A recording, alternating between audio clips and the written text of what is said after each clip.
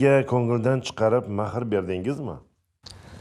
Ha, yashayotgan xonadonimni 3 xonasini va olmos ko'zli tilla uzukni atab qo'ydim mahrga. Barakalla. Kelinimiz Sitoraxon. Bu kuyovto'ra Shohruxjon bergan mahrdan rozi bo'ldingizmi? Gapir. Rozimisan? Rozi emasman. Kuyov sizga shuncha mahr aytayotgan bo'lsa, siz nimadan norozisiz? Chunki hozir ko'p oilalar oila qurib ajrashib ketishyapti. Mana hozir 3 ta dugonam ham turmushga chiqib ajrashib ketdi. Ertaga bir-birimizga to'g'ri kelmasak, men ota uyimga qaytib bora olmayman.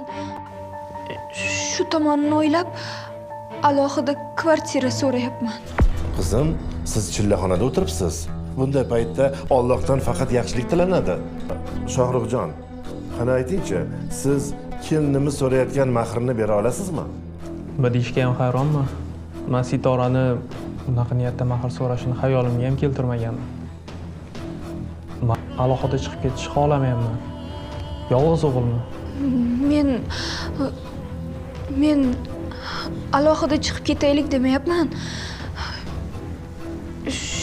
Shunchaki kvartira so'rayapman. 3 xonali uy o'zim uchun. Hozir so'raganimda bergingiz kelmayapti. Ertaga mabodo to'g'ri kelmay qolsak, men ota uyimga qaytib borishga or qilaman. Unda ovora bo'lmaydi. Shu uyda qola qoling. Nikohimizni to'xtating. Agar hayotimni bunaqa yomon niyatda boshlaydigan bo'lsam, to'g'risi uylamagan yaxshi. Tur, keting. Yur.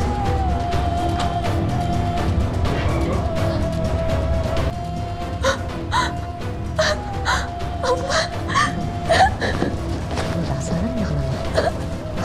Yaxshi bo'ladi.